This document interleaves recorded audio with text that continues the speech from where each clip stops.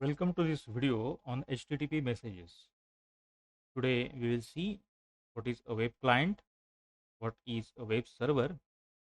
We will see HTTP messages in detail, and at the end we will practically see how to see those HTTP messages on a browser like Google Chrome. So to start with, a web client is any user agent that can either be a browser which is used to display a web document, or it can be a crawler that is used that's also a program which is used by the search engines to index the web pages.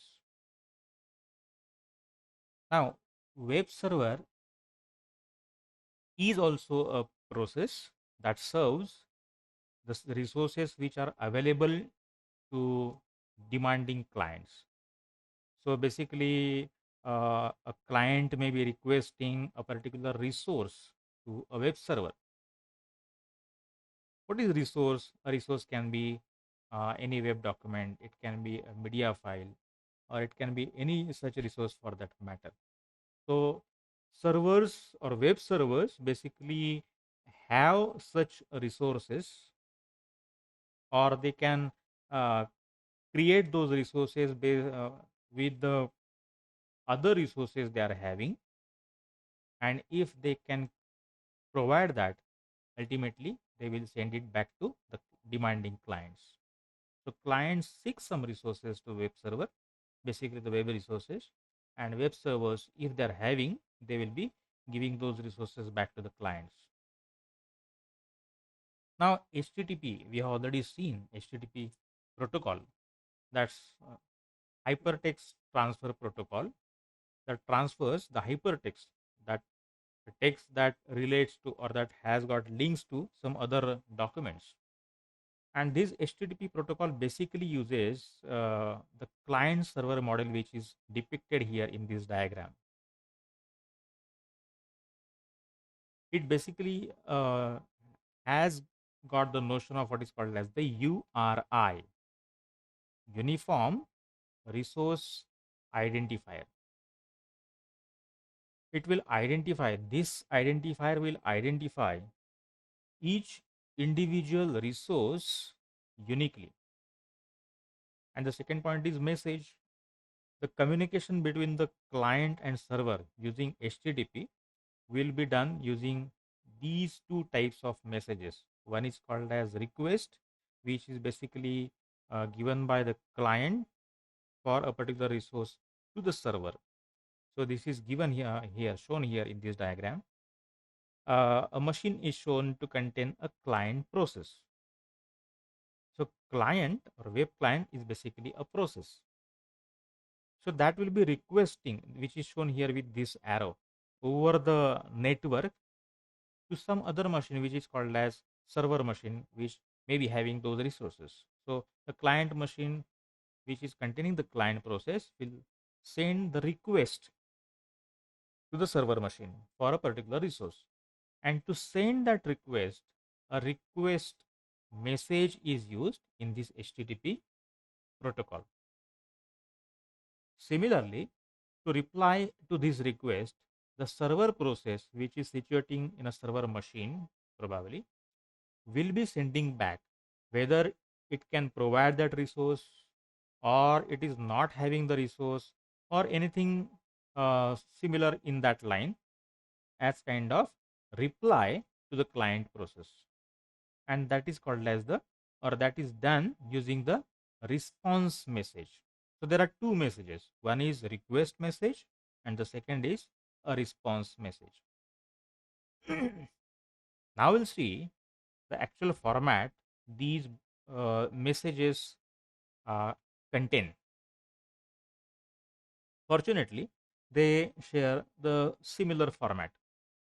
So there are four important points. First is a start line, which is shown here. This part is the request message, and this part is one example response message. So the first is the start line, which is depicted here. So that's a line which indicates the start of that message. either request or response. The next is a number of headers, that may be a zero or more headers, header fields rather, which are followed by a special set of characters called as CRLF. That is basically two characters, carriage return and line feed. So you might have already seen that there were mechanical typewriters which were having these two functionalities. So whenever after typing a complete line, when the typewriter has to, the person typing the letter has to take that carriage back to the original position towards left, he or she has to take it back with hand, and that process is called as carriage return, return to its initial position towards left. And line feed, whenever we press enter, these are the two operations which are performed. The cursor which is at the rightmost position is taken back to next line and towards left. That is called as line feed. So carriage return and line feed. So after the headers are completed, all the headers are put, there will be one CRLF combination, character combination. After this, there will be one empty line. So here the second part, which is a number of headers are shown uh, as the second part. And after the second part, the third is an empty line which has got only the CRLF combination, which just indicates the end of the header fields. So after this header field is completed, there will be a one CRLF that will take the carriage to this initial position towards the left. Means and one line feed will be there. That's why once again the cursor will go to the next line. Cursor means that indicator. So that's a blank line for the user, but it has only got actually CRLF character, carriage return line feed. So nothing is there other than that. So this is a generic format of HTTP messages. Now, after that empty line, which is used to indicate a difference between the header part and the body part. So after that empty line, there will be a body part or the message body, which is optional. So for example, if a browser is sending some data or form data, a user may be entering its name, address, etc. in a wave form, and that is being sent. So the contents of that wave form will be sent as part of this message body using the request message. Whereas if the requested resource is available at the server and the server is sending that resource may be a plain text file or that may be any other media file for that matter. So that resource will be contained into the message body of the response message from server to client. So any of these two messages may be having optionally a message body, which is shown here. So we'll now go into details of each individual part. The first was the start line, which is here. So the format, or basically in the case of request message, that will be called as a request line, and in the case of response messages, that will be called as the response line or status line, sorry. So request line and status line. Now we will see the details of start line in when we see actually the request message and the response message. Now for the time being, we'll see the example of how that start line can be. So one example of request line is get hello.html, htm and http/1.1. The meaning of each individual things will be seeing in the next example. So this is one example of a request message or request line, sorry. And this is one example of a status line that is sent from server back to the client. So the next part after start line is the header part or header fields. So header fields basically will provide uh, information about the message, the request message, the response message, or optionally about the object which is contained in the message body. So there are following types of the headers. One is called as the general header that pertains to both the request and the response messages. Next is the request header, which is particularly applicable to the request messages only. Next is the response header, which is applicable only to the response messages. Ultimately, the entity header, which defines the meta information, that is the data about data. What data? The entity body, the resource, we can say. So the information about the message body or the entity which is contained into the body part will be the entity header. If the entity body is not present in the message, that will be the information about the resource which is identified by the request. So it may be that the demanded resource may be present in the message body, or if it is not present, it is uh, simply this particular entity header will be indicating the information about what is requested as part of the request. Now the format of these header fields. So format is very simple. The field name, a colon, and field value. So that pair will be there, field name and field value, which are separated by a colon. So we'll now see some examples of different header fields. First, we'll see the request header fields. The first is user agent. This user agent basically, as you already seen, means either the browser or the crawler. So user agent can be having value like Mozilla /4.0. That means the browser is from Mozilla version 4.0. There may be some optional comments indicating more information about this. Host, that is also a request header that indicates the internet host to which the request message is to be sent to. Next is accept language. That is also one request header that indicates what different languages the client can accept responses in. So when the server is sending the responses, the server is expected to send the resources in those languages.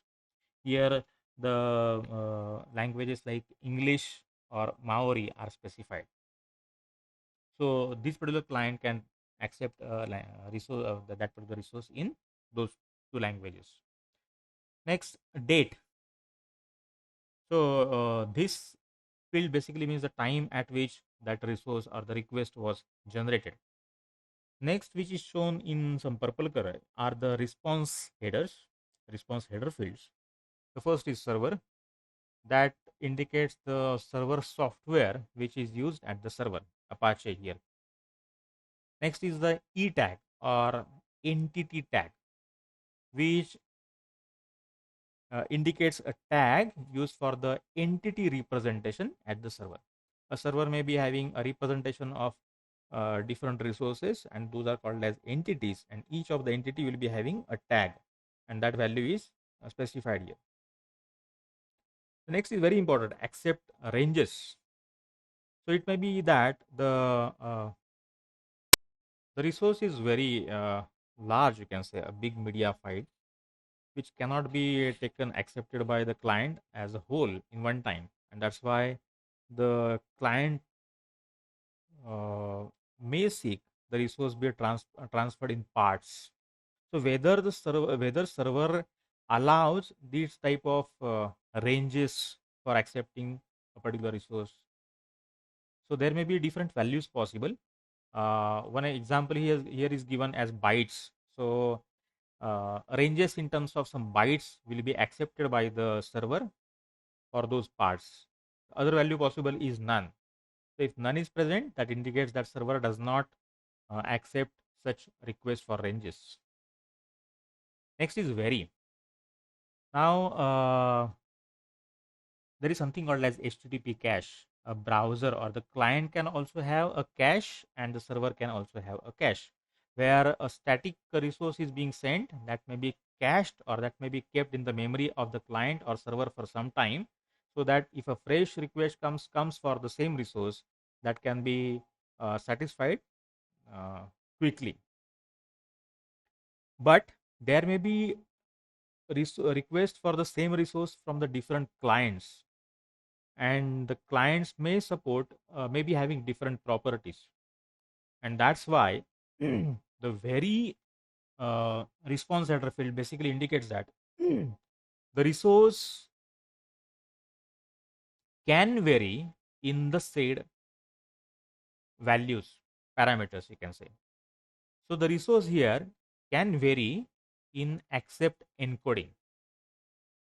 For example, let us say uh, the encoding at one time may be different. The resource is composed of many different sources. The resource is coming from many different sources at different time, and that's why one source is having one encoding and the second source is having second encoding. One more example I'll be giving here. If the resource supports different presentations, uh, a browser which is on a mobile has to be shown a different corresponding representation of the same file, and a desktop screen should be shown with the web full screen format, a desktop version of the resource, that file.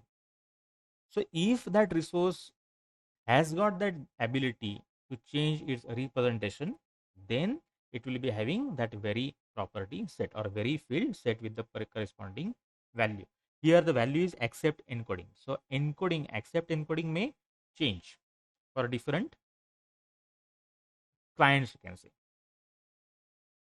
Next is content length, which content length, content type, and last modified. These are the entity headers. So these are the first four are request examples of request headers. Next four are examples of response headers, and the last three are the examples of entity headers, which are giving information about the message body or the referenced entity, you can say. Content length, that is possible uh, for both entities being sent from the server as well as the client. Content length basically gives the length of the resource in bytes. Here it is 51. So 51 bytes are there in that message body or for that entity. Content type. What is the media type of the resource? That may be a plain text document.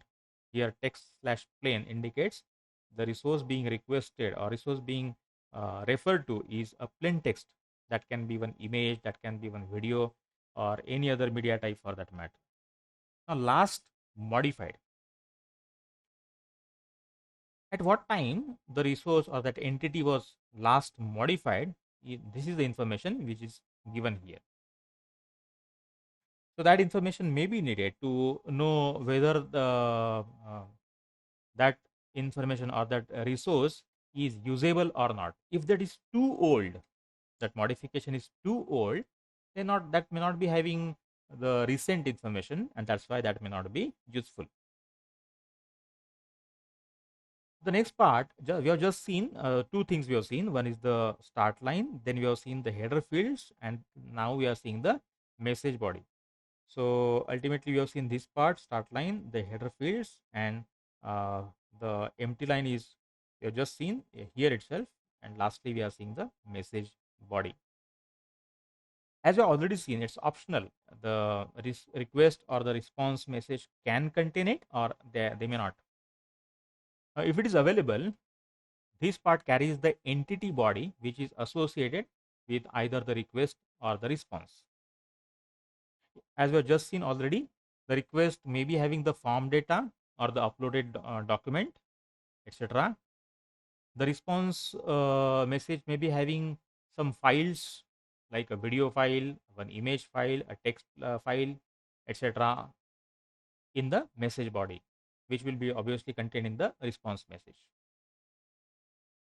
Now, there are two header fields, content type and content length, that you have just seen, which will specify what type of resource that is and how large that resource is using the content type and content length. An example of the message body is given here. So this web page will be contained into that message body.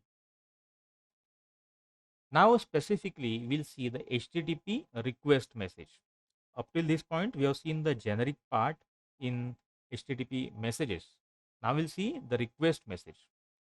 Now this type of message is used by the client to send a request to a server.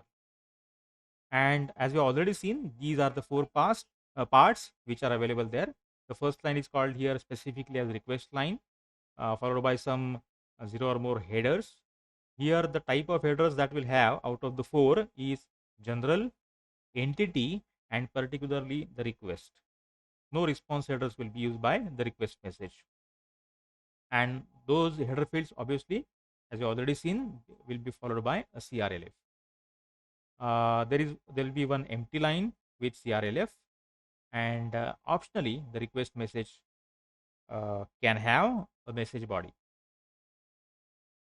Now what is there into the first part, the request line? The format is, the first is method. Next there is a special separator that is called as the Unicode SP symbol for space. Then there is one request URI. Then there is once again one SP character.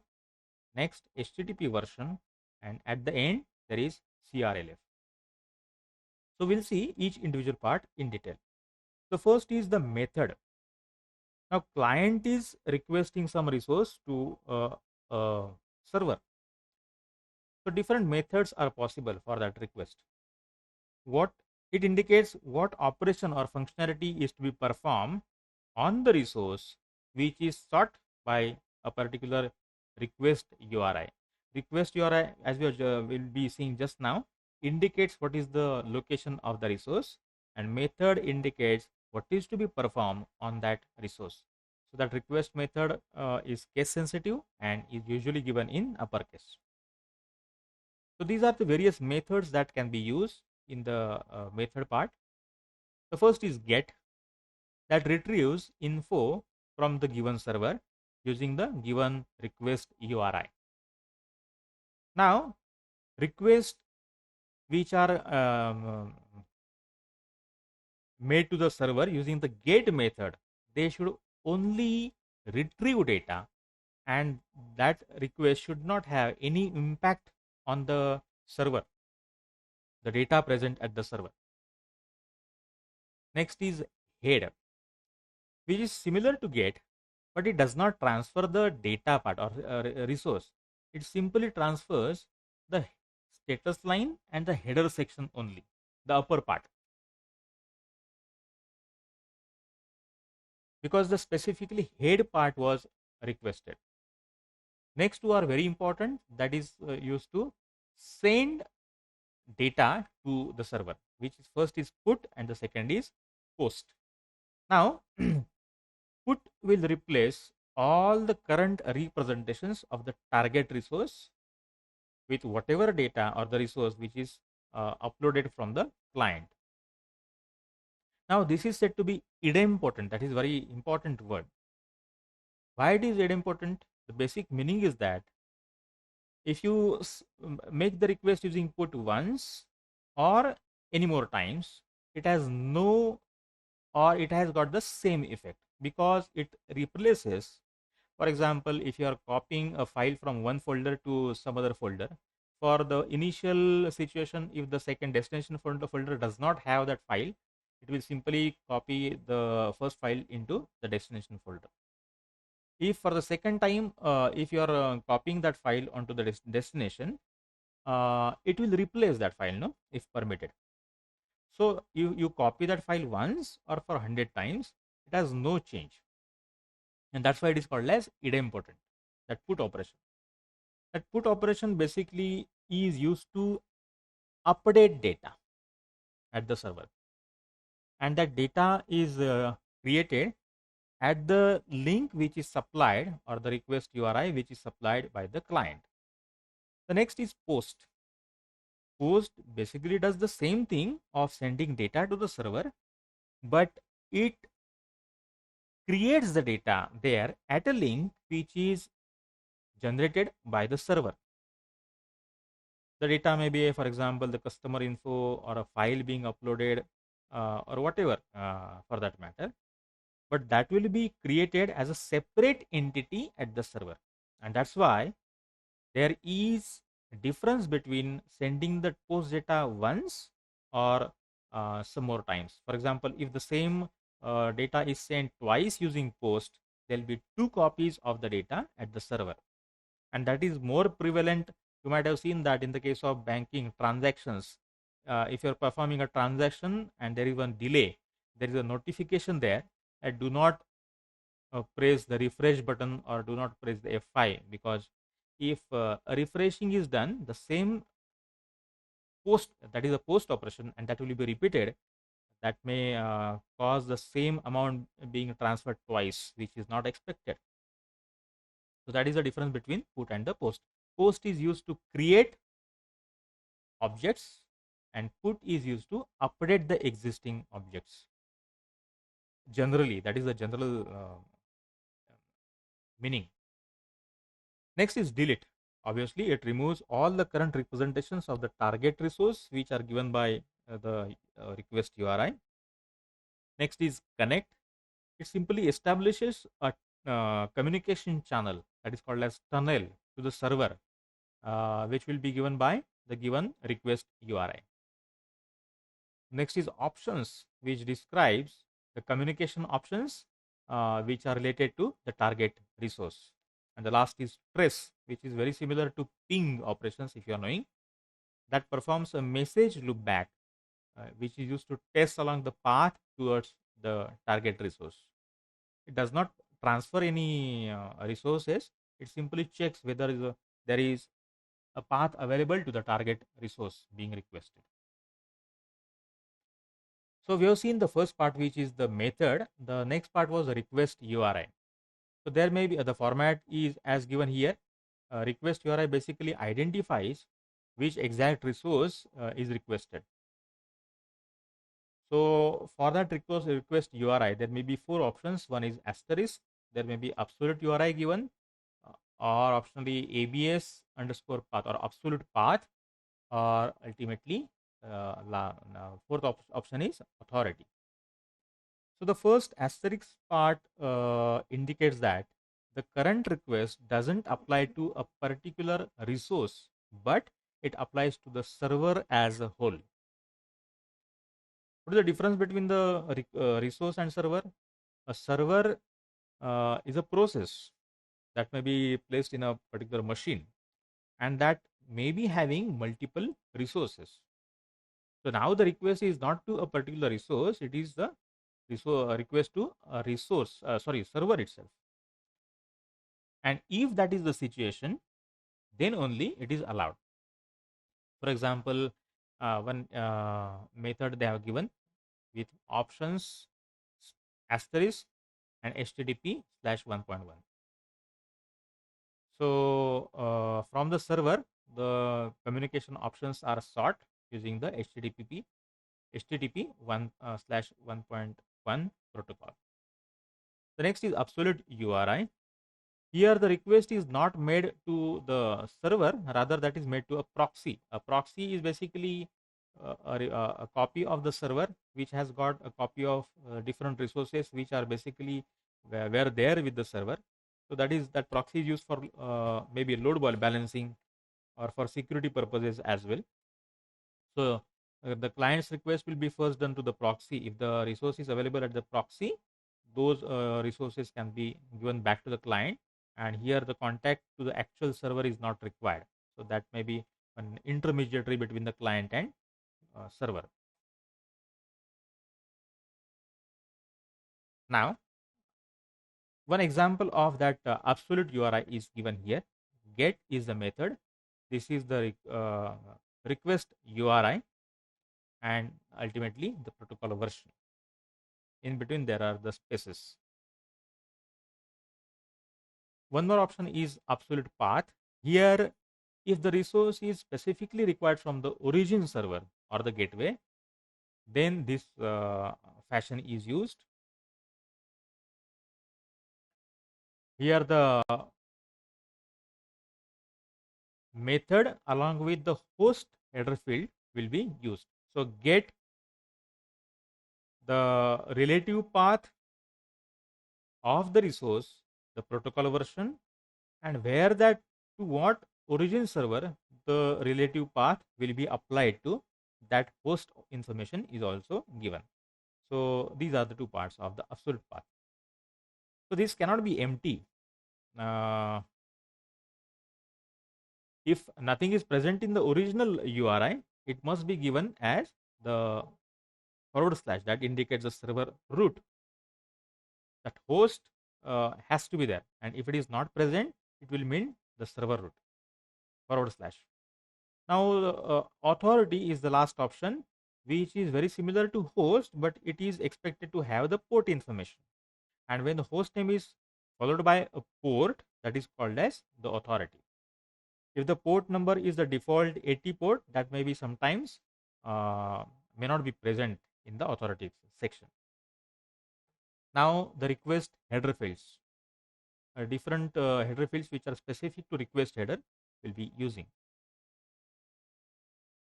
So they basically give or allow the client to pass additional information about the request towards the server. Accept char set, which particular character set like Unicode or ASCII, the character set that may be supported at the client. This information is given using accept char set. So accept encoding, which encoding is expected or supported at the client. For example, the gzip, etc. Whether zipped format, encoded format is supported at the client or not, that may be indicated. Accept language, we already seen that, in which different languages the server may send that resource to the client, that is indicated here. Authorization, that is the request header field.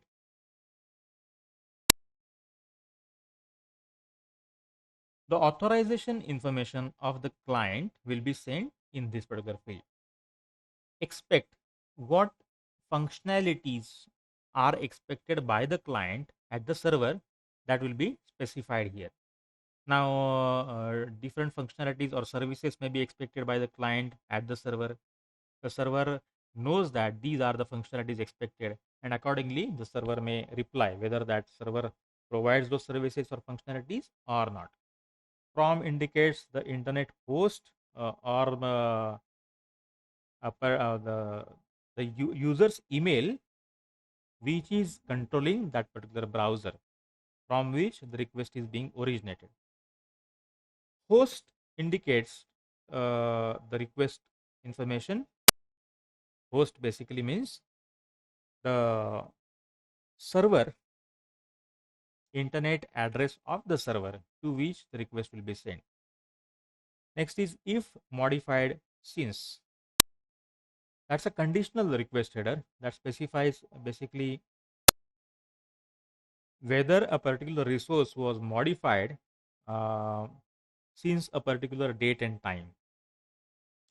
So that's a conditional. If that resource was not modified since that particular date time, the client may think that it is old, and that's why may not accept.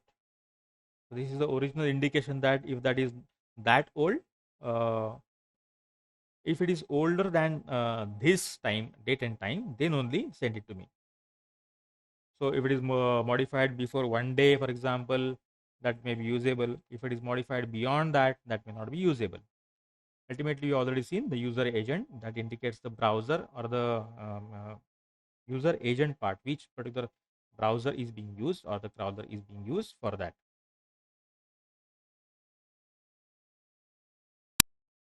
Now we'll see some rigid examples of the request message. Now here, this is one request message to fetch the resource hello.html htm from the web server which is situated at example.com. Now, as you have seen, the request line, get method, the request URI slash hello.htm, and the protocol version HTTP slash 1.1. The user agent is given, followed by the host, what different languages are expected, can be accepted, the encoding is specified, and the last thing, which is connection. That connection we'll see now. Basically, HTTP is a stateless protocol. For every individual request, there can be a different connection setup, and when the request is received, that may be uh, broken, cleared off.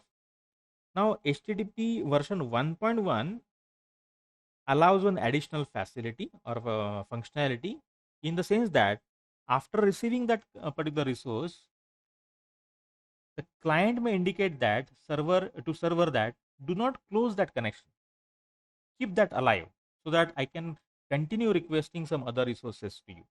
So this is connection keep alive.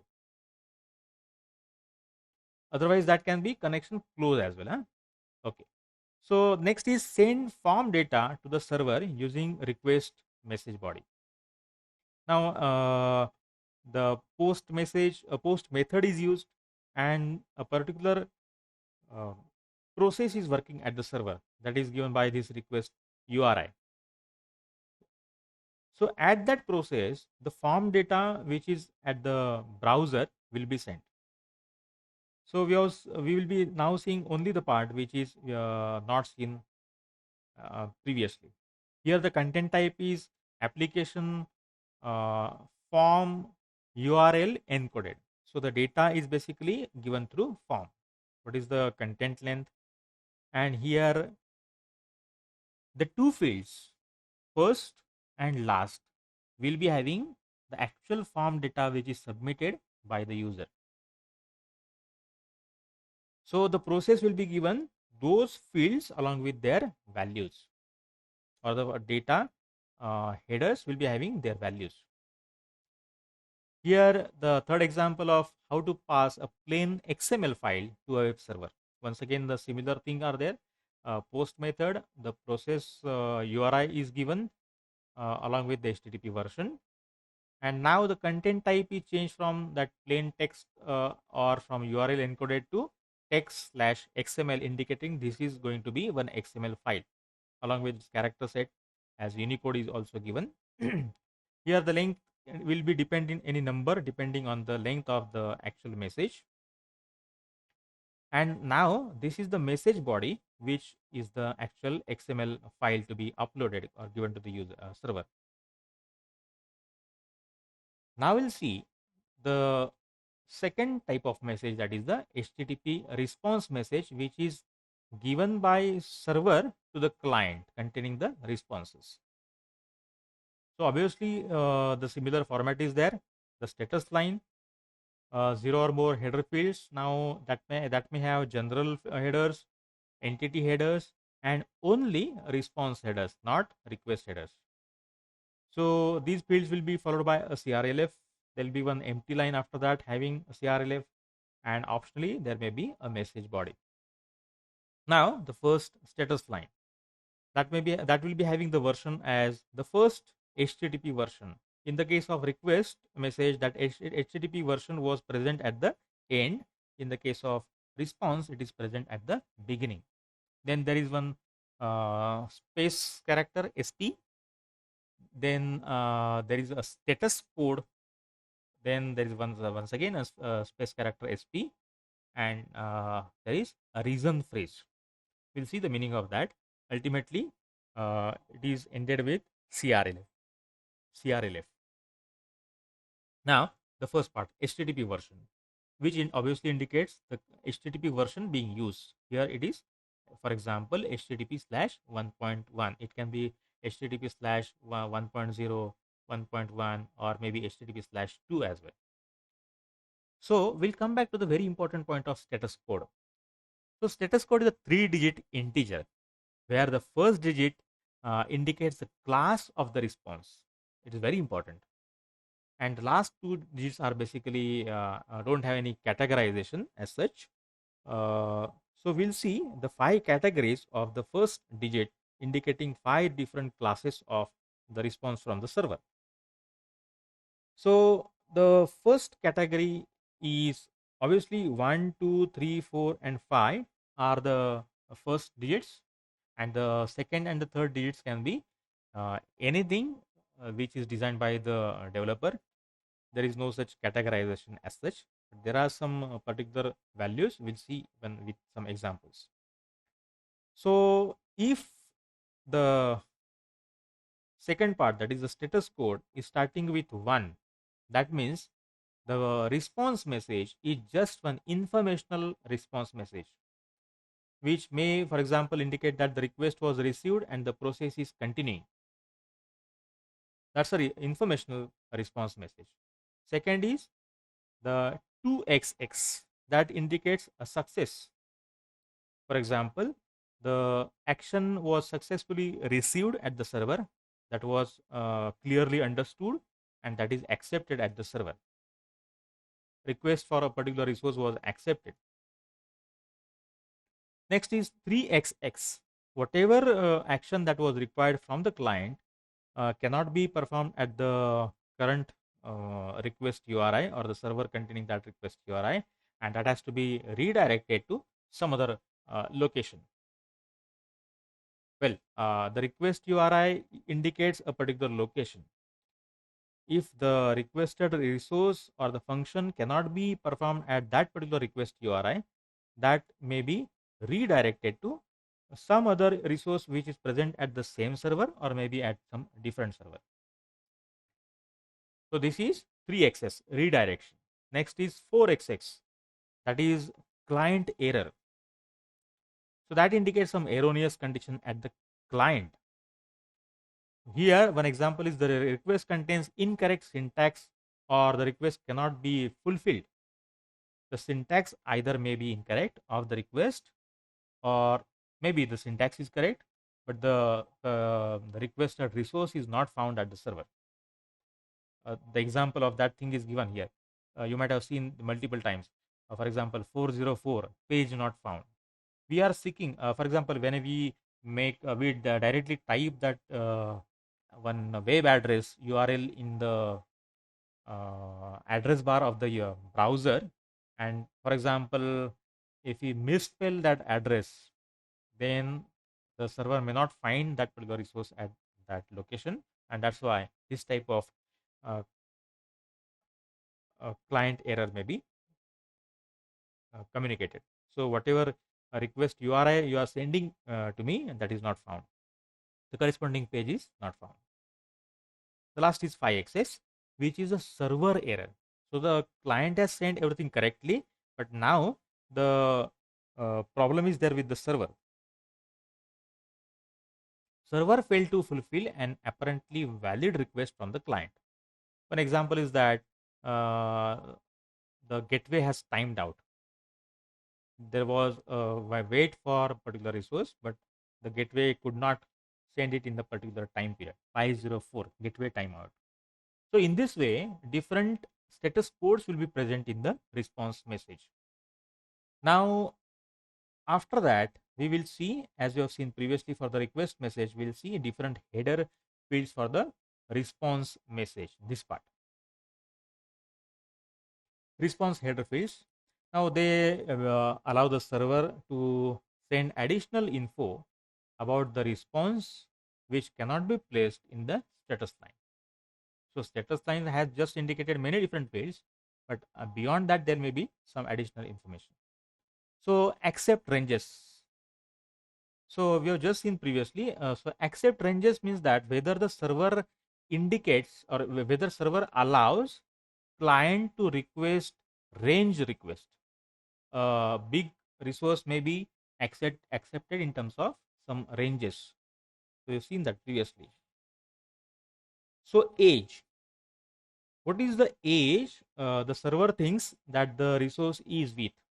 The resource was created at that particular date and time. So that age may be having that HTTP date value. Key tag that we already seen. The entity tag of the entity representation. That means the resource presentation which is present at the server.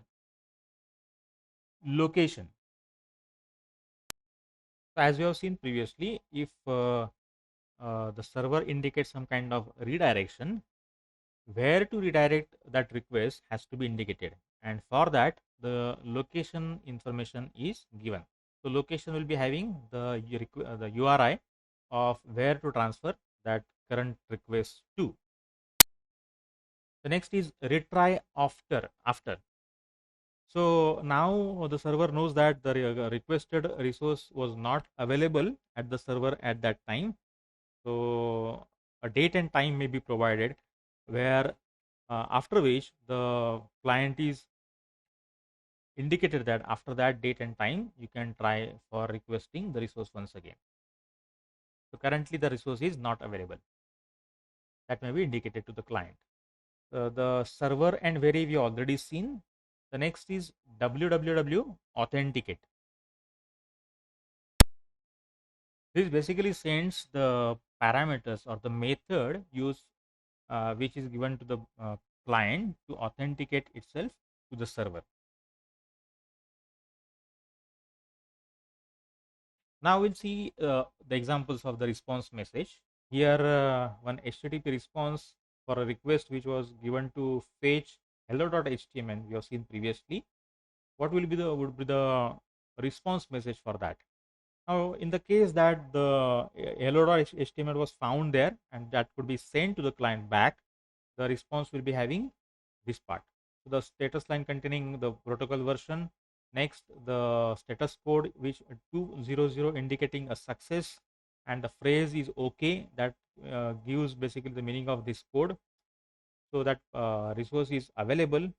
Now the date and time is given, the server software, when that resource uh, was last modified, which is believed by the server, the time, date and time for that, the length of that resource is MIME type, and after that the connection is given here, that after sending that resource the server has nothing to do with the client, and that's why the server thinks that the connection be closed. The actual file hello.html will be contained in the message body. One more example is there where this is an HTTP response message which will display error condition when the web server could not find the requested resource. So the changes here are only the status code which is 404, description is not found, and the corresponding message body will be having this indication that the corresponding uh, resource was not found at the server. The requested URL was not found. One more example is given here.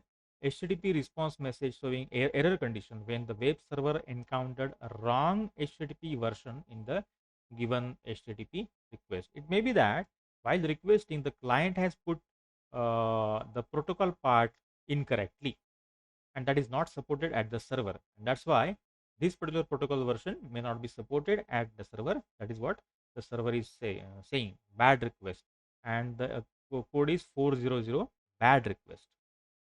So please see that 404 not found means that the resource was there was no problem at the client request, but the resource was not found.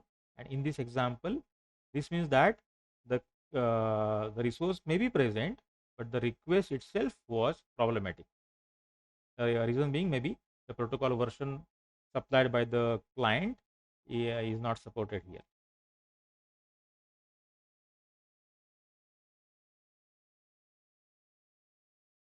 Now we'll see a collective example of a request message and the corresponding server response or the response message.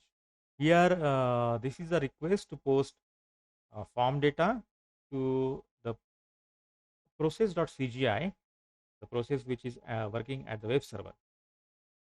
Now, we have seen that previously the content type is text.html. The actual process which will process this data is cgi slash cgi bean slash process.cgi cgi-bean slash process.cgi to be particular, and the other part like protocol version, etc. the part we already seen, along with the form data. Now, when it is received at the server will correspondingly reply based on whether it can be satisfied or not. Now the server is replying with this, the protocol version, and this indicates the status 200. That means the response can be, or the resource is available, that can be transferred back to the client. So 200, okay. Now set cookie is basically the header field which is used to set cookie at the browser or the client side with the same fields which were supplied by the client. So there are some additional parameters for that cookie, like what is the domain, when that cookie is to expire, and what is the path, at what the cookie will be effective, etc. Now the actual file is contained into the message body. So we have thus seen what is a request message and what is a response message. Now, all those parts were seen with respect to HTTP 1.0 and 1.1. But HTTP 1.x protocol versions have got some limitations, which are particularly important so far as the performance is concerned for the transfer. The reason being, the HTTP 1.x, either 1.1 or 1.0, these messages were openly sent across the connection and were human readable. Anybody can tap and read those contents. Headers are uncompressed. Bodies may be compressed, but the headers were uncompressed. That's why the giving larger message lengths. Headers are often very similar from one message to the next one. As the protocol is stateless, similar message may be having similar headers, but they have to be separate. But they have to be repeated across connections.